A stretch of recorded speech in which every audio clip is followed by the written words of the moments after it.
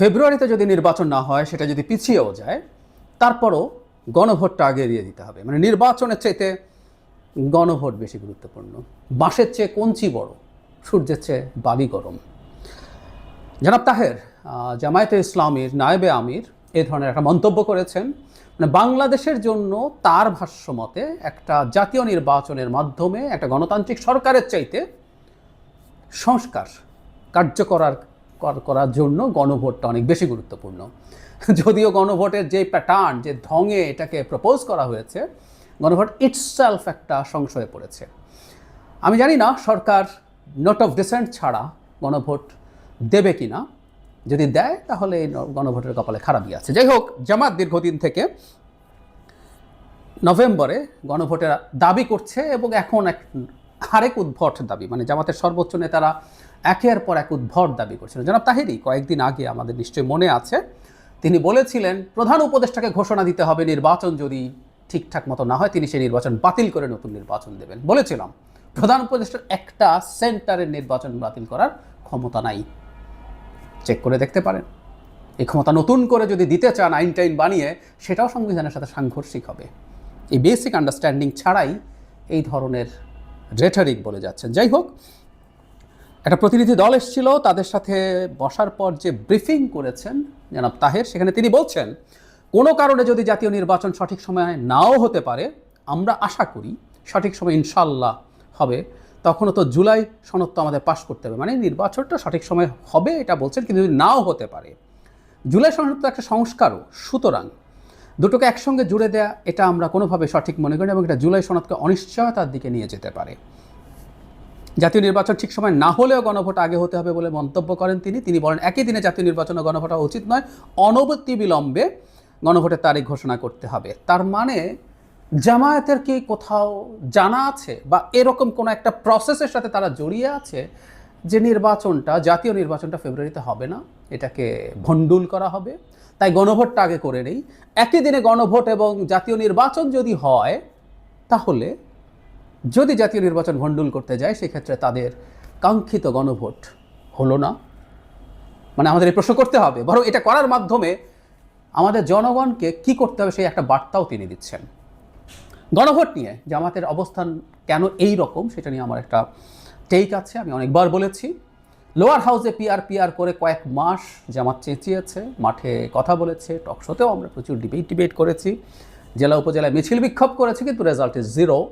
বলেছিলাম যে বিরাট ট্র্যাকশন পেয়ে আলোচনার বিষয় হয়ে জামাত ওভারপ্লে করে ফেলেছে। এখন তো জামাত ইজ ডিফিটেড। পেরেছে কি লোয়ার হাউসে আনতে? কাকুতি মিনতি করেছিলেন একবার যে না, অন্তত এই নির্বাচনটা হোক, পরে না হলেও চলবে, লাভ হয়নি।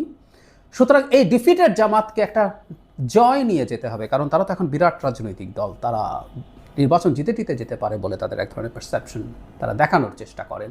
সেই ক্ষেত্রে বিজয়টা হচ্ছে গণভোট হতে হচ্ছে এবং সেটা নভেম্বরে হতে হচ্ছে। এবং আরেকটা বিজয় বলা যেতে পারে, এই বিজয় কতটুকু বিএনপি মেনে নেবে আমি সন্দিহান, সেটা হচ্ছে গণভোটের নোট অফ ডিসেন্ট সরিয়ে দিতে হবে। সেটাও সুপারিশে অন্তত সেটা হয়েছে, সরকার এখনও ঘোষণা দেয়নি গণভোটে সেটা কিভাবে যেতে পারে।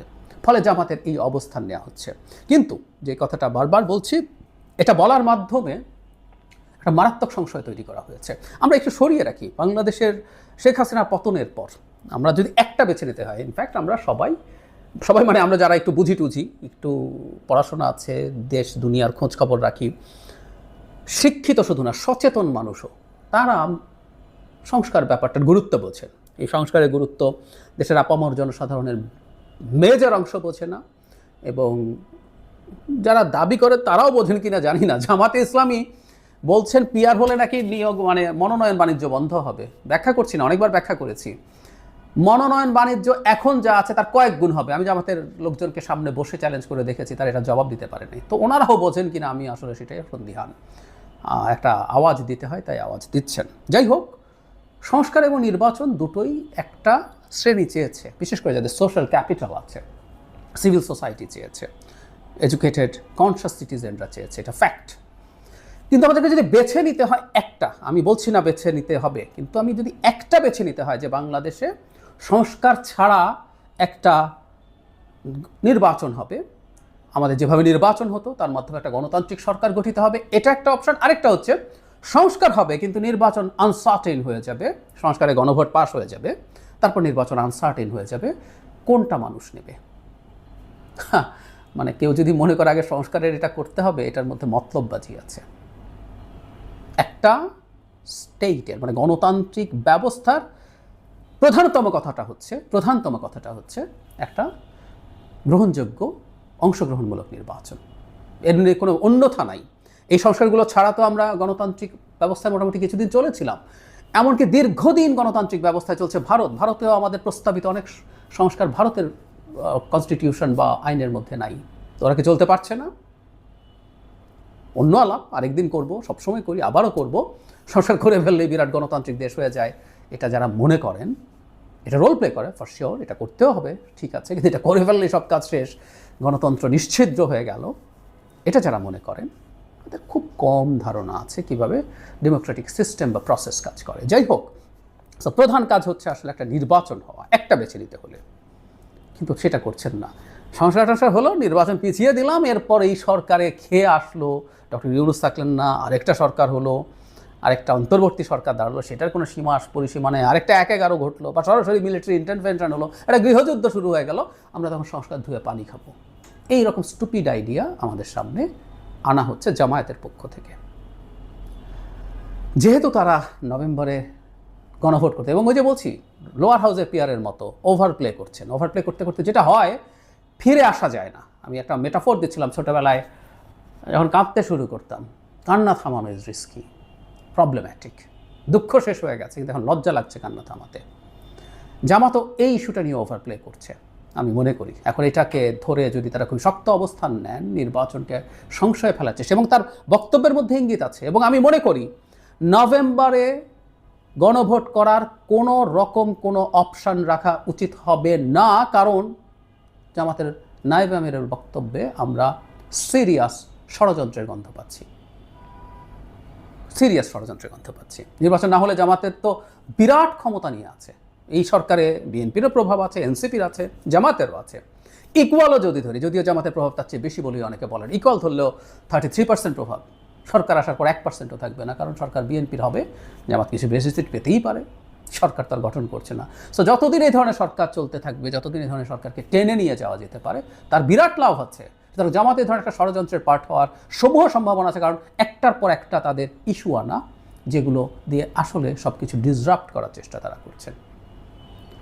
আমাদের সতর্ক থাকা দরকার।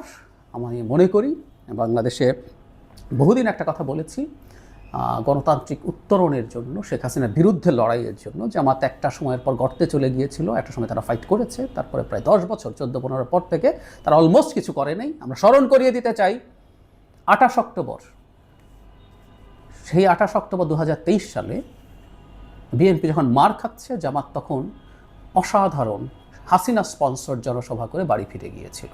আমাদের মনে আছে, মনে থাকা দরকার ইতিহাসের স্বার্থে। সে জামাত এখন তার এই ধরনের অ্যাটিটিউড দেখাচ্ছে, কিন্তু ওই যে বললাম, সে যেহেতু ক্ষমতার মধ্যে আছে, ক্ষমতার মধ্যে থাকার পরিস্থিতিতে আছে, কিন্তু যে বিএনপি ওই লড়াইটা করে গেছে, বাংলাদেশের গণতন্ত্রের ভ্যানগার্ড হয়েছে বিএনপি। 5 আগস্ট পরবর্তী সময়ে তার কর্মীরা, নেতারা অনেকে নানান রকম অনিয়মের সাথে জড়িয়েছেন, কোনো সন্দেহ নাই, কিন্তু এটা বাংলাদেশের মূল সংকট না। বাংলাদেশের মূল সংকট বাংলাদেশে একটা গণতান্ত্রিক নির্বাচনের মাধ্যমে গণতান্ত্রিক সরকার প্রতিষ্ঠিত হবে কিনা, সেটা মেজর প্রবলেম। এটা আমাদেরকে সিরিয়াসলি মনে রাখতে হবে। এবং এখনও বিএনপির বাংলাদেশের ডেমোক্রেটিক ট্রানজিশন পর্যন্ত গুরুত্বপূর্ণ রোল আছে, একই সাথে জনগণেরও এই ব্যাপারে অ্যালাইন থাকতে হবে। ওরা ক্ষমতায় আসার আগেই আমরা সমালোচনা করছি, বিএনপি যদি ক্ষমতায় যায় তখন আরও বেশি করবো, কারণ বহুদিন বলেছি যে বহু ক্ষেত্রে সে অ্যাডমিনিস্ট্রেটিভ স্টেপস নিতে পারে না, বহিষ্কার করতে পারে, কিন্তু যেদিন তার অ্যাডমিনিস্ট্রেটিভ স্টেপস নেওয়ার মতো সুযোগ হবে, ক্ষমতা হবে, সেদিন সে কী করছে সেটার জন্য বিএনপিকে জবাবদিহিতার মধ্যে আনতে হবে। কিন্তু এই মুহূর্তে এই দেশের গণতান্ত্রিক রূপান্তরের জন্য, গণতান্ত্রিক পন্থায় ফেরত যাওয়ার জন্য বিএনপিকে গুরুত্বপূর্ণ রোল প্লে করতে হবে বলে আমি মনে করি, কারণ চারদিকে আমি ষড়যন্ত্রের গন্ধ পাচ্ছি।